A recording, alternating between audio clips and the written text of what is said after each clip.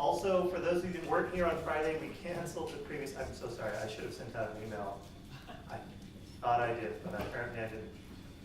I think I was about to, and so I had mentally checked it off, but then got distracted. So last week's lab was canceled. It is extra credit now.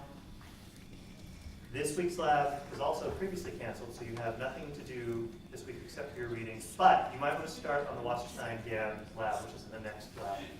We're still working on the specs for that, but you can get started looking around and just starting to begin to do things. Okay, so we talked about the basics of generative adversarial networks. Today we're going to talk about some more details. And in particular, we're going to start thinking hard about how to make these things actually work.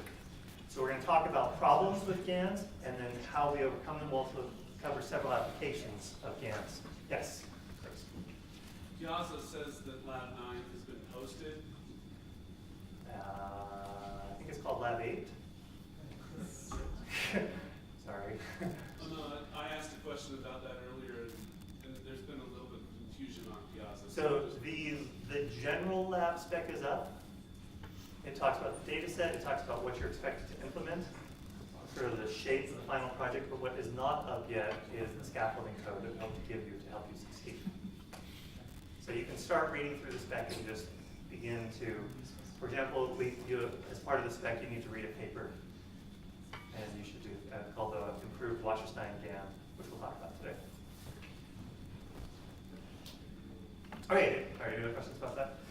Okay, then let's move on. So we're talking about these things, generative adversarial networks. So who can tell me what problem does a GAN solve? So you're in an interview with Google. Google says, what problem does GAN solve? What do you say? Map some data distribution to another data distribution. Okay. Why do you care? Well, your goal data distribution is potentially something very interesting on basis. Okay. Sorry, why do I care? Well, why do you want to generate bases? I don't know why you want to generate bases. Okay, generation. What you were talking about mapping one distribution to another. What? Oh. What problem did I solve? Keep going. No. So I'm trying to get you to clarify this in your mind. It gives you that mapping so that you can sample from a simple distribution, such as a random distribution, into something more interesting, such as a distribution of human faces. Okay, so I can sample from a distribution Yes. easily. So for a uniform distribution, it's easy, right? You just pick some numbers. Okay. Turn those numbers into a unique face. Okay. This is a very good attempt. Thank you. I think you've hit on some important things. Let's have some other people answer this question. What problem are GANs trying to solve? Use it like augment data set. So if you're training a data set, you want more data to train on. You can do that, yes. Is that the problem they're solving? Oh. Well, I don't know. I'm asking you. I'm being a little hard-nosed here. Keep going. This is great. You generate things. Okay, you can generate things. What sorts of things? And why? Depends on what you want to do. So essentially, the whole point of it is that like you're essentially training these two different systems to be continually refining whatever you're generating it and comparing it to some standard. Okay, that's how it does it. Okay, but what is it? Like, what problem are you solving? So say I'm sorry, actually, no. Not that. Make stuff that's like the other stuff in an unsupervised data set. Okay. I don't know. They're like up Good. here. Okay, you used an important word that no one else has used so far. Stuff. Representative examples that are like That wasn't the word I was thinking. things in an unsupervised data set. Unsupervised. Okay, I think that's a key word. So go ahead. Yep. Maybe. Okay. If the data set examples are like drawn from a distribution, the generator should model the distribution of things that you drew from. Okay. Good. What are you thinking? No, this is I'm not fishing for anything. Sorry, I'm not fishing for anything in particular. What I want you to do is use the language of machine learning to describe what you're doing, and I want you to say it in as crisp a way as you can. So in the back. So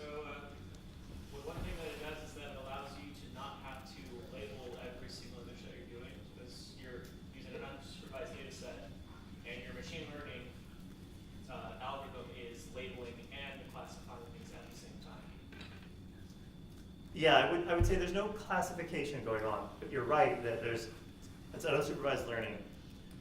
You're doing unsupervised learning. Wait, how is classification not happening? Isn't that exactly what our discriminator is learning to do? Yes, but that's kind of detail. Like that's not. I would say that's a how, not a what. Okay, one more attempt. Go ahead. You're learning a sampling policy in an unsupervised way. Okay, good. Yeah, so I think, so good. I'm glad we had this discussion. So I think I would say it by saying we're trying to do unsupervised learning. You said we think that the data is drawn from some unknown distribution, P of X, and we would like to construct a sampler which allows us to draw new samples from that same distribution. And this solves, and this is a form of unsupervised learning. Something like that. I mean, I'm not quite sure what I would say either, but good. So I just wanted you to try to do that. Try to articulate what problem this is solving.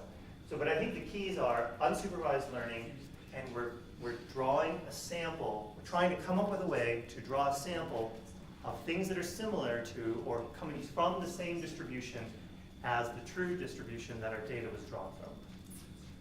And you've all pointed out some of the ways that we do that. So Brian, I think, eloquently said, like, the way we do that is we transform an easy distribution over z's to a complex distribution over x's.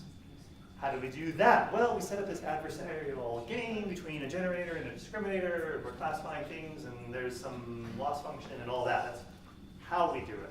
But I just want you to make sure that when you go into that interview with Google, and they say, tell me what a GAN does, you give a crisp answer. Okay? Good.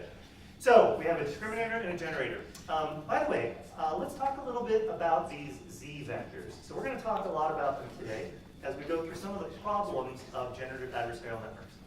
So first of all, how big is z? Huge. As big as you want. As big as you want. Huge. Like, how big? 512. 512. Okay, maybe. Could be any number you want. It could be 2, it could be 100, it could be 500. Typical values are more than 2, less than 500, usually about 100. But it could be as low as 2. So for example, here is a learned manifold trained with a generative adversarial network where z is 2. And so what I'm plotting here is I'm plotting different z values, and if you were to take that z value and then plug it through the generator, what the resulting image would be. So what do you notice?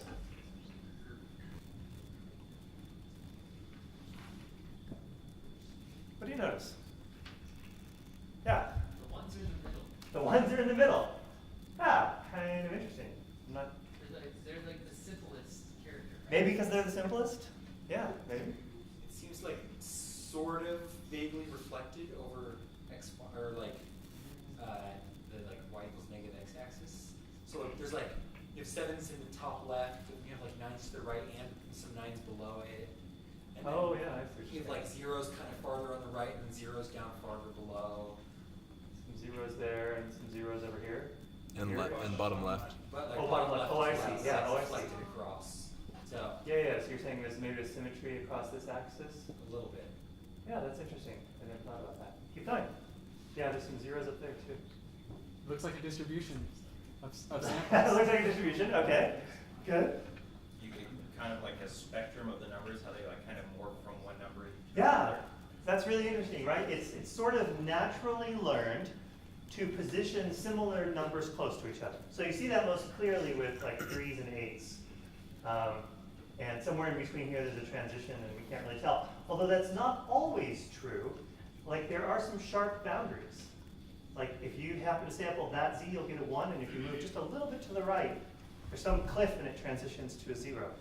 So it's sort of smooth, but not always smooth. There are some boundaries. What else do you notice? Yeah. This is actually a question. So this be a way, we talked about embeddings in an NLP context. Would this be some other way of generating embeddings as well? Yes, so this is like an embedding. We have an embedding now where we've embedded just handwritten digits into a two-dimensional space. So we can capture the different axes of variation with this in this two-dimensional space. Yes, I think you could. I think you've got qualitatively some of the things that are going on here. I think important things are we see some smooth transitions. It is clearly not a unimodal clustering. So the fact that you have some zeros up here, which are totally distinct from the zeros down here, and the zeros over here, like there's zeros in different places, interestingly enough. So it's not the case that all the zeros are next to each other. And it's not clear why these ones are up here and these ones are over here. So there's no, the generative adversarial network, the generator can use this Z space however it wants. Go ahead. So the Z, like, what are the bounds that this box is representing in Z? Does that make sense? Yeah, so this is just, I don't know, this is the limits of Z's that we've trained on. So if we had a uniform distribution over Z's, maybe this is 0 to 1, 0 to 1. So we could sample two-dimensional vectors from this space. These are the things that we plugged into our generator. So it's not raster. It doesn't wrap, no. I suppose it could, if you care. But in this case, it didn't, no. Do we need to know the exact distribution of our sample space, like of our original sample space? Nope. I mean, if you want to sample things, you should sample from that original space when generating Right, things. but usually I define, like, this is a normal distribution, or this is Right. uniform. Right. But that's defined in the same way you define your topology. So at training time. Okay, so I just wanted to show you this to build up a little intuition about what happens next. So one thing you can do is you can interpolate in Z space. We've shown you some examples of this in that original NVIDIA video, the faces. So here's maybe a little bit more concretely how that works. So you can imagine sampling some point in Z space and getting an image. Say this, this one. I don't know, 9? Yeah, somewhere between the 9 and a 6 and a 0 and the 7. I'm going to call that an 8. Okay, so you got this one. It's like an 8, or maybe 9. Let's call it a 9. So you take that point in Z space, and you take this point in Z space, and you can interpolate between those, and you get a smooth trajectory for image space. And you can simulate what happens as you do that. So here's an example of what that might look like. So here's one point in the space, here's another point in the space, and we can interpolate between them. So it's important, and by the way, you can do this in other sorts of models as well. So here's a GAN that was trained on images of faces. You can play the same game. So here's a true image sampled from a data set. Here's the GAN's nearest reconstruction. So this is as close as it could get to reconstructing that image. Similarly, here's a target image and the face that is as close as possible in Z space. But then we can interpolate smoothly between those two faces by interpolating in Z space.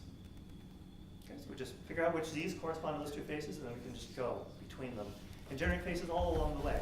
And that provides a smooth morph across face space. What's the process for calculating the Z vector for a real image? Yeah, you can set it up as an optimization problem. So you can, for example, ask, okay, so guess at a Z, and then plug the Z through your generator. You'll get some face. Compare it to the true face. Calculate a loss. And now take the gradient of that with respect to your original Z. Okay. So that'll attempt to find the true Z. So it's all iterative. Yes. We'll see later that there are versions of this idea where we'll construct fully reversible networks, so you can go forward or backward equally well. In these cases, you can only go forward easily. Jacob, and then. So is that similar to the concept where we had the style transfer? Like if we wanted to do even better job at finding the original Z vector for a face, could we like try to match it at certain different layers of the network? Yeah, using like a perceptual loss, Gotcha. probably, as opposed to a pixel-wise loss. Yeah, probably. So like what determines how well it can like match the face, like between the one that's next to the real picture and the picture? So like for instance like the very top left, yeah, like that's like a good example. Like what determines how close it can get? Because some of them look a lot closer than others. Yeah. I mean, all sorts of things. Probably the training set, how long you trained for, the quality of your iterative back solver. Could be a million things. I don't know specifically. Yes, alright. Okay, here's why. Oh, yeah, go ahead. Sorry, just a very quick question. Were these like the source and destination, like the target and destination images? Are those in like the original training data, or are they novel? I think they're novel in this case. Okay, so here's why I wanted to drag you through this. Because I want you to think very carefully about what it means to interpolate in these spaces. So notice that this is not what we're doing. We're not taking an image and linearly interpolating in pixel space between one image and another. If we were, it would look like a crossfade.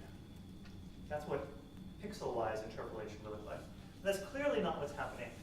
We're going around on this manifold of interesting structured digits or faces or whatever it might be, and implicitly interpolating in that space. And I just think that's interesting, and as we'll see, that can have some interesting uses. So we'll talk about one in particular where you can use this as part of a painting program to great effect. Okay, so that's the only reason I'm dragging you through this. It turns out that you can also use these Z vectors for other interesting purposes. We've talked about some examples of sketch arithmetic.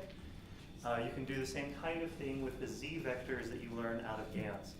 So the idea is you take a Z vector for a smiling woman, you subtract the Z vector for a neutral woman, add the Z vector for a neutral man, and you get a smiling man. Sort of. Similarly, take a guy with glasses, subtract a guy without glasses, add in a woman without glasses, and you should get a woman with glasses.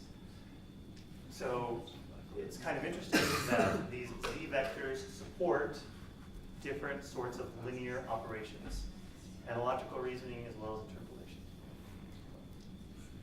interpolation. Just for fun, by the way, these are generated Pokemon characters.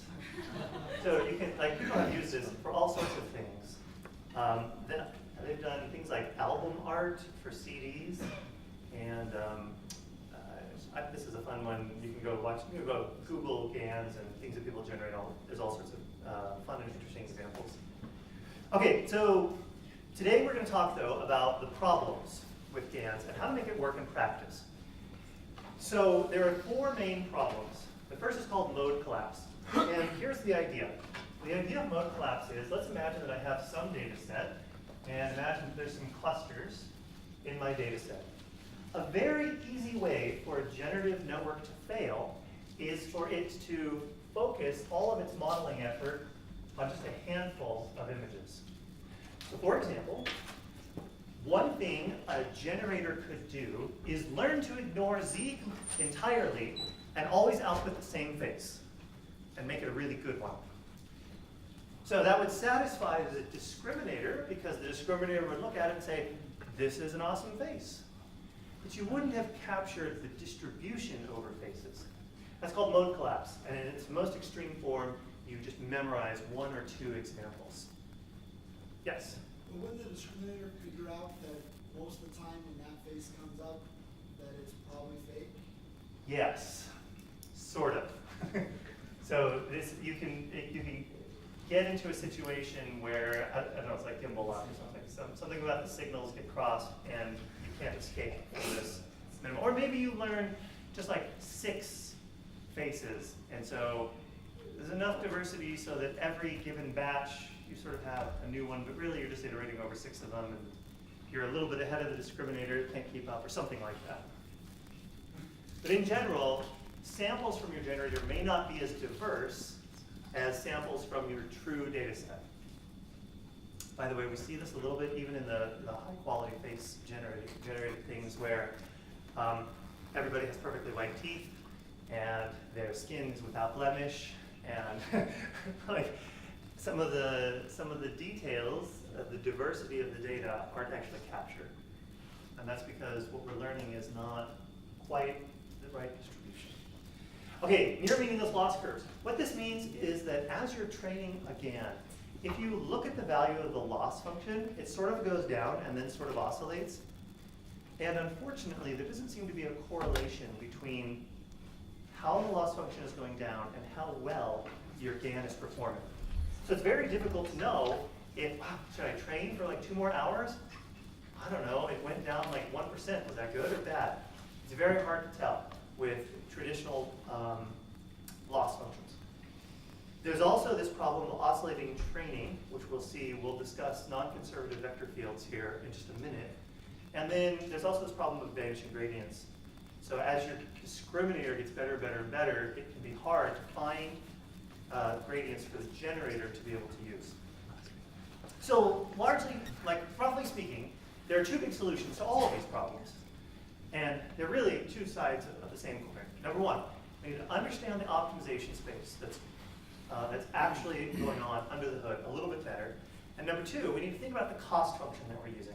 And think hard about the cost function and try to figure out what properties we want in a cost function and why, and how it might affect the trainability of these models.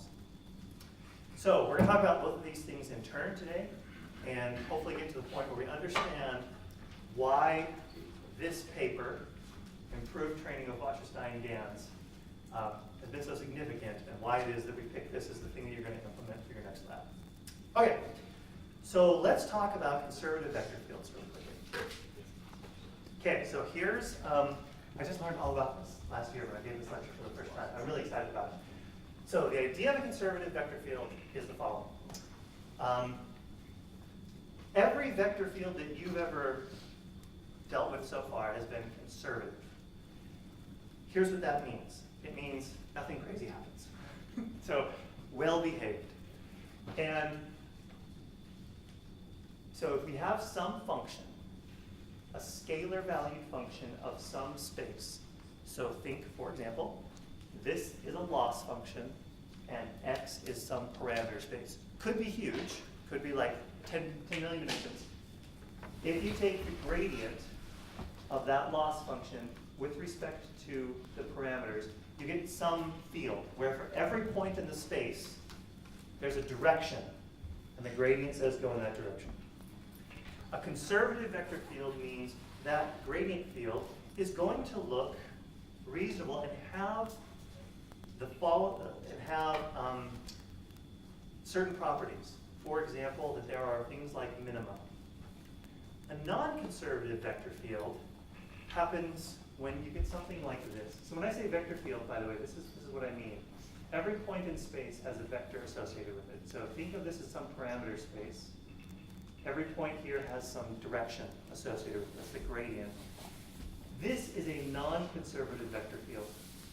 So what I mean by something crazy is going on here is notice how there's like this circle thing going on. So you can imagine that if you're an optimizer and you start, say, here, and you follow the vector field, you will go in a circle. And you'll end up where you started. That's not possible in a conservative vector field. You follow the gradient exactly. So in all the vector fields we've seen so far, if you take a step, you've actually gone downhill just a little bit. If you take another step, you'll go downhill just a little bit. In no case will you end up where you started, unless something weird happens and you like take too big of a step. But if you're taking infinitesimally small steps, you'll eventually just go downhill more and more and more until you hit the local minimum. In a non-conservative vector field, that's not necessarily the case. So anytime you're taking the derivative of a scalar valued loss function and that's your vector field, everything's fine. But we're not exactly doing that with GANs. With GANs, we have 2 things going on. We have the generator and the discriminator, and their loss functions are slightly different, even though the underlying parameter space is the same. And so that's formalized by this. So there's some parameter set. Let's say parameters for the generator and parameters for the discriminator. And one person is trying to maximize one function, and one person is trying to maximize another function. Defined on the same parameters, but they're slightly different functions. If you think of the resulting combination, like what happens when I take moves, the generator takes a move and then the discriminator takes a move, and they're taking moves with respect to different parts of these parameters, you can get what's called a non-conservative vector field. And the analogy is this MC Escher thing, where It's like you're always going downhill, but you never actually end up going down. Okay, so does everybody see the problem? So the problem is, if you're doing this training, you have a generator and a discriminator, and you're not careful, what will happen is, as you move this, then you'll move this, then you'll move this, then you'll move this, then you'll move this, then you'll move this, and they'll just sit there and they'll oscillate, and it will never converge. Okay, so this is why training GANs is not as easy as, like, you can't just take the derivative and go. It's not quite that simple. I hope I'm making sense. So is the problem clear? Yes, ish? Okay, some nodding heads. I think so. Are there any questions about this? I wish I had like some good, I don't know, learning activity to help solidify this. Let's talk about it. Ask some questions. Go ahead. So is this always non-conservative? Or is it, can it just end up being Can be non-conservative. It's not necessarily non-conservative. So in like multi-objective optimization, and you're trying to optimize two parameters, it creates like a Pareto front controllable by a factor, where you can choose whether you choose like weight or cost. So how come that doesn't happen with this, where you have? I mean, why is that different in this case, where you don't get like an optimal front, but you just kind of go around in circles? So in the case of a multi-objective optimization, you're still, I believe, combining the objectives, and you have some single number somewhere. And that actually is telling you what your Pareto front means. Like, right, the definition of a Pareto front is, like, like if I move a little this way, I have to move a little bit of that way, but all along the front are kind of equally valuable. Right, so it's like there's some function underneath, scalar value, which says these are all equal. And then you just pick, you can pick whichever one you want, and that corresponds to a local minimum, to a minima, and there's multiple points that have that same minima. But it's not the case that you have a gradient that points downhill, that if you take steps, you'll end back where you started. Right? It's like it's flat, and that's actually a big difference. So you can imagine a flat valley that connects back to itself, but you can't imagine a valley that always goes downhill but somehow gets back up to itself. That's what a non-conservative vector field is. Yeah. And it happens because we have two different functions here. It's not one function. Yeah, go. So, it's been a while since I've taken calculus. So is it that a non-conservative vector field has some curl? Like it's a three-dimensional vector field? Or am I out base? Or I'm not sure. I don't know enough about curl. What is curl? I mean, I know the curl of like a vector is something.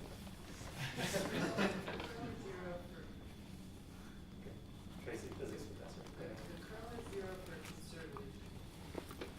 So it's 0 for a conservative vector field? Is it non-zero for non-conservative? Yes. Yes? That's the first definition of conservative. The curl is 0. Oh, interesting. Okay, I didn't know this. Okay, so yeah, maybe there's a connection between curl and conservativeness. I would love to learn more about that, actually. So if anyone wants to quickly Google Google this and then construct a mini lecture that we'll listen to at the end of class, that would be great. Okay, any other questions? Okay, so the point in taking me through this is I want you to be aware of the fact that GANs are not the same as the traditional thing we've done. There's a subtle but important difference, and we have to account for that as we train these models. Okay, so what's the solution? Can you just guess at a high level what the solution might be? Figure out how to map it to a conservative. All right, let's make it conservative. Great. Okay, so how do we do that? Well, here's one thing you could do. It's called consensus optimization. It's a relatively recent technique, but the idea is take this non-conservative vector field and make it conservative. how do we do that? Well, we construct a new loss function such that we are guaranteed that when we take derivatives of it, everything is conservative. And so, roughly speaking, if you have some non-conservative vector field, by the way, it doesn't have to look like a simple circle. You can have all sorts of weird things going on, where you have these swirls, where you have both saddle points and various equilibria, either maxima or minima. So what the idea behind consensus optimization is that if you take your original non-conservative field, and then you just construct a new field whose, so it's, you take this v of x thing, which is a vector of gradients, and you just calculate the norm of that, and then take the derivative of that, then you get a new field, and the new field, you have some of the same structure as the original, but it is now conservative. And what we mean by conservative is that there are none of these weird cycles where you have circles of equal magnitude in the vector space. Okay, so we're not going to go much into this, but there's a fantastic paper about this called The Numerics of GANs. I refer you there if you would like to learn more about this. Okay, and there's lots of proofs, various things that you can prove about this approach, but if you, for example, it has the same minima, same maxima, it's the same fixed points, etc. Okay, I just wanted to bring this to your attention because I think this paper, Numerics of GANs, was an excellent expose of this idea of understanding the optimization problem that we're facing in a more mathematically rigorous way. Another thing you can do is think hard about the loss function. And so we're switching gears now. Now we're going to think a little bit about loss functions. So the original formulation that I've talked about from Goodfellow corresponded to, remember, was the expectation of these two terms. Like you had the expectation under the data sampled from this, remember this right here, this little slide? You had the expectation of stuff sampled from the true distribution, and expectation of stuff sampled from the fake distribution.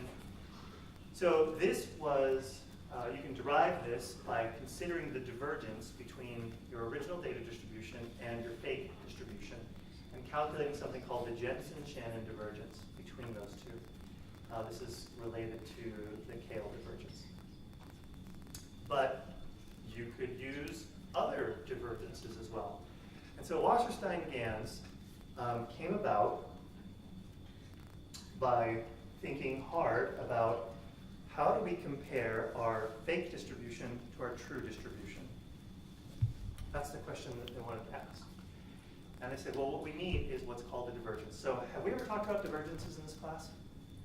Seems like we haven't. Is that right? Okay, so the idea of a divergence is, when we say the word divergence, we're talking about a way to measure distance between two distributions. So if I have, let me see that really quickly. Imagine that I have some space x, and I have a p of x here, and I have some h of x here. Those are maybe two distributions on x. And what I would like is some number, some way of telling me, are those two distributions the same or not? It's called a divergence. And there are different kinds of divergences that are possible.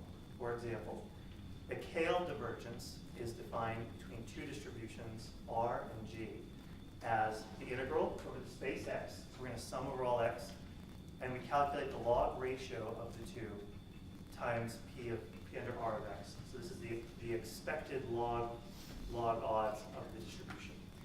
And that is one particular divergence. Quick question, what happens if the two divergences are equal? What do you get? Zero. Sorry, if the two distributions are equal, yeah. What happens?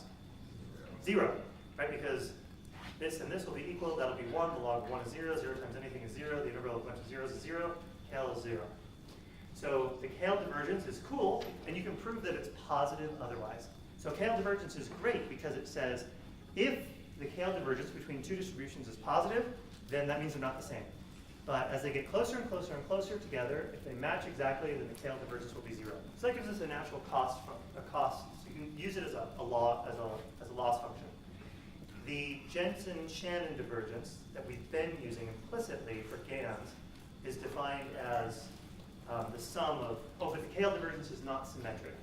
So the KL of A to B is not the same as the KL of B to A. By the way, there's some really interesting interpretations of KL divergence, which we won't get into in this class, but if you don't know about it, you should go read about it. Jensen-Shannon divergence is a symmetric version of KL, where you basically calculate the KL from A to B, and the KL from B to A, and you just add them together, average them. And that gives you a new symmetric divergence. Okay, what the guys behind the Wasserstein-Gant paper said is they said, Jensen-Shannon divergence is only one way of thinking about how good a discriminator is versus a generator. There are other possible other possible divergences. So for example, this is called total variation, where you just take the maximum thing that's different. Or there's some other things where you can take, I can't remember what these are called. Shoot, can't remember what that's called. Anyway, but there's this one that they said that we should probably use, which is called the Earth mover distance. Okay, what is Earth mover distance? So intuitively, it's if you have some distribution here, A, and some distribution here, let's call it B, Earth mover distance is the easiest way to shift probability mass such that A and B match. So you think, the reason it's called an earth mover is because people think about literally like having a little bulldozer that sits over here and like pushes probability mass and fills in the valleys and creates little peaks and makes the distributions match.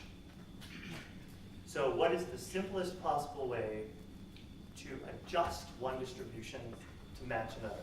That's the earth mover distance. And what they pointed out is like, if you decide to use earth mover distance, you get all sorts of interesting theoretical properties for free. So, for example, I'm just going to read these because I'm not an expert in this and I want to say it just right. So, there exist sequences of distributions that don't converge under the Jensen-Shannon, KL, reverse KL, or total variation divergences, but which do converge under earth mover. For Jensen-Shannon, KL, reverse KL, or total variation, there are cases where the gradient is always 0, but not 0 under earth mover. Every distribution that converges under JS-KL, reverse KL, and total variation also converges under earth mover. In other words, if you have to make a divergence, probably you should start with earth mover. It's got lots of positives and essentially no negatives, except that it's computationally intractable.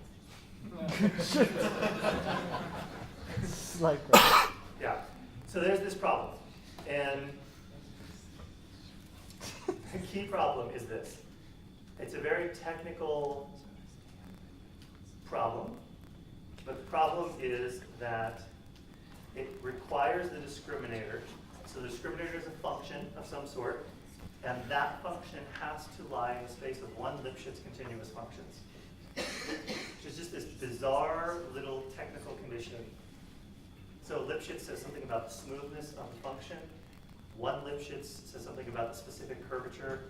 And people are like, well, this is an awesome theoretical idea, except for this crazy restriction. Like, how in the world do you get a DNN to obey this? But in the loss function.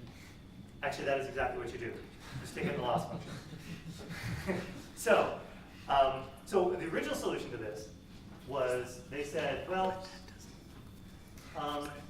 we know that, so the rationale is something like the following in the original paper. They said, we know that to be in the space of one Lipschitz continuous functions, that must mean that the norm of the parameters are bounded, but we don't know by how much. So what we're going to do is we're going to clip all of our parameters to be between -1 and 1, and then we're just going to assume that the learning rate will take care of everything else. In other words, there's some constant, and we're just going to pull that constant out of the loss function and fold it into the learning rate. And that was their solution. And some other people came along and said, hold on, we can do a little bit better than that. So that gave us the improved Wasserstein gain. So this is the thing I want you to implement. And what they said was, they said, we can do a little bit better. We're going to add what's called a gradient penalty. So it turns out that if you want your function to lie in the space of one Lipschitz continuous functions, the thing that you can do is that means that its gradient can't exceed a certain value anywhere. So Lipschitz continuity is something about smoothness, and that means the gradient is bounded. It can't be too big or too small. So the algorithm is, let's fold that into the loss function. So, hey discriminator, your gradients can never be too big. Okay, that's what they're saying. And so this is the thing that we're going to implement, and we're going to talk about for the rest of the day, like right now. Okay, so here's the idea. So this is